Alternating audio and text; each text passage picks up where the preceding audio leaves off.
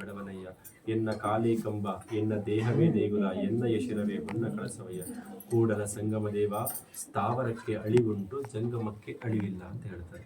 ಸ್ಥಾವರ ಅಂದ್ರೆ ಏನು, ಜಂಗಮ ಅಂದ್ರೆ ಏನು ಅಂತಂದ್ರೆ ಒಂದು ದೇವಸ್ಥಾನ, ಗುಡಿ, ಗರ್ಭಗುಡಿ ಮತ್ತೆ ಮನೆಯಲ್ಲಿರುವಂತಹ ದೇವರ ಮನೆಯಲ್ಲಿ ಇಟ್ಟು ಪ್ರತಿಷ್ಠಾಪನೆ ಮಾಡಿ ಪೂಜೆ ಮಾಡುವಂತಹ ಎಲ್ಲವೂ ಸಹ ಸ್ಥಾವರಗಳಾಗ್ತವೆ. ಇನ್ನು ಜಂಗಮತ್ವ ಅಂತ ಬಂದಾಗ ಗುರು ಕರೋದ್ಭವ ತನಾದ ಶರಣಗಿನ್ನು ಉಂಟೆ ಪರಿಭವ ಪರಮ ಗುರುವು ಕರುಣದಿಂದ ಶಿರದ ಮೇಲೆ ಕರವನಿಡಲು ಪರುಷ ಮುಟ್ಟಿದ ಲೋಹದಂತೆ ಈ ಶರೀರ ಲಿಂಗವಾದ ಶರಣಗಿನ್ನು ಉಂಟೆ ಪರಿಭವ ಅಂತ ಹೇಳ್ತಾರೆ.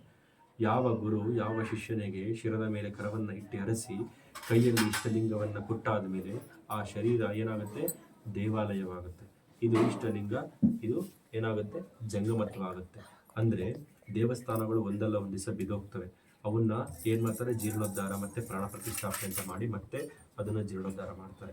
ಆದರೆ ಗುರು ಕೊಟ್ಟಂತಹ ಈ ಇಷ್ಟಲಿಂಗ ಇರ್ತದಲ್ಲ, ಯಾವ ಸಂಸ್ಕಾರವನ್ನು ಕೊಟ್ಟಂತಹ ಶಿಷ್ಯನಿಗೆ ಅವನು ಲಿಂಗೈಕ್ಯ ಅಂದ್ರೆ ಶಿವನಲ್ಲಿ ಬಯಲಾಗುವವರೆಗೂ ಸಹ ಅವನ ಜೊತೆಯಲ್ಲೇ ಹೋಗುತ್ತೆ. ಅದಾದ್ಮೇಲೆ ಸತ್ತಾದ್ಮೇಲೆ ಏನ್ ಮಾಡ್ತಾರೆ, ನಮ್ಮಲ್ಲಿ ಇಷ್ಟಲಿಂಗವನ್ನು ಬಾಯಲ್ಲಿರ್ತಾರೆ. ಅಂದ್ರೆ ಈ ದೇಹ ಈ ಎಲ್ಲವೂ ಸಹ ಒಂದಲ್ಲ ಒಂದ್ ದಿವಸ ಮಣ್ಣಿಗೆ ಸೇರ್ತವೆ. ಮೂಳೆಗಳು ಒಂದಲ್ಲ ಒಂದು ದಿವಸ ಮಣ್ಣಿಗೆ ಸೇರ್ತವೆ. ಆದರೆ ಸಾವಿರಾರು ವರ್ಷಗಳ ಬಿಟ್ಟು ನಮಗೆ ಸಮಾಧಿ ಏನಾದರೂ ನಮ್ಮ ತೆಗೆದ್ರೆ ನಮಗೆ ಇಷ್ಟಲಿಂಗ ಸಿಗುತ್ತೆ. ಅದಕ್ಕೆ ಹೇಳ್ತಾರೆ ಸ್ಥಾವರಕ್ಕೆ ಎಳಿವುಂಟು ಜಂಗಮಕ್ಕೆ ಎಳೆವಿಲ್ಲ ಅಂತ. ಹಾಗಾಗಿ ಕಾಯ ವಾಚ ಮನಸ್ಸ ಇದನ್ನ ಎದೆ ಮೇಲೆ ಇಟ್ಕೊಂಡಿರಬೇಕು. ಹಂಗಿದ್ರೆ ಮಾತ್ರ ಅದನ್ನ ಇಷ್ಟಲಿಂಗ. ನಾವ್ ಎಲ್ಲಿಗೆ ಹೋದ್ರು ನಮ್ಮ ಜೊತೆಲಿ ಬರೋದು ಅದನ್ನ ಮಾತ್ರ ನಾವು ಇಷ್ಟಲಿಂಗ ಅಂತ ಕರಿತೀವಿ. ಒಂದು ಕಡೆ ನೆಲೆ ನಿಂತಿರೋ ಅದನ್ನ ಸ್ಥಾವರ ಲಿಂಗ ಅಂತ ಕರಿತೀವಿ.